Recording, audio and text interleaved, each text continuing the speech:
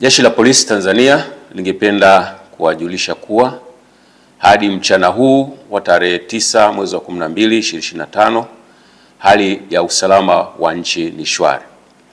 Vyombo vya ulinzi na usalama vinaendelea kuimarisha usalama nchini sambamba na kulinda maisha ya watu na mali zao. Aidha, Jeshi la Polisi lingependa kutoa wito kwa wananchi kuendelea kuzipuuza picha mjongeo na picha mnato zinazoendelea kusambazwa kwenye mitandao ya kijamii zikionyesha kwamba kuna maandamano yameanza maeneo mbalimbali. Taarifa hizo sio sahihi.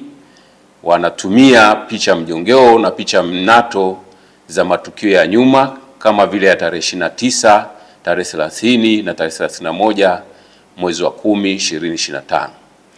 Sambamba na hilo, wenye nia ovu wanaendelea kutumia picha mjongeo za matukio ya nyuma. Kwa mfano, kuna tukio la Juni 2025 ambalo kabila la Wamasai walikuwa wanafanya sherehe zao za jando katika msitu wa Tanapa, lakini imesambazwa kwenye mitandao ya kijamii ikionyesha kwamba Wamasai wameanza kudai haki zao huko jijini Arusha.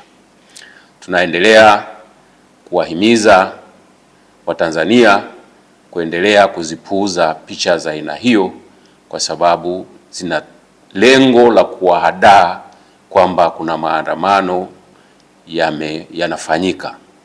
Ikumbukwe kwamba maandamano hayo ambayo yalikuwa yanapewa jina la maandamano ya amani yasiyo na kikomo yalipigwa marufuku toka tarehe 5 mwezi wa 12 2025 kwa sababu hayajakidhi matakwa ya kisheria ikiwepo sheria mama, yani Katiba ya Jamhuri ya Muungano wa Tanzania ya mwaka 1977 na sheria ya polisi na polisi wasaidizi sura 322.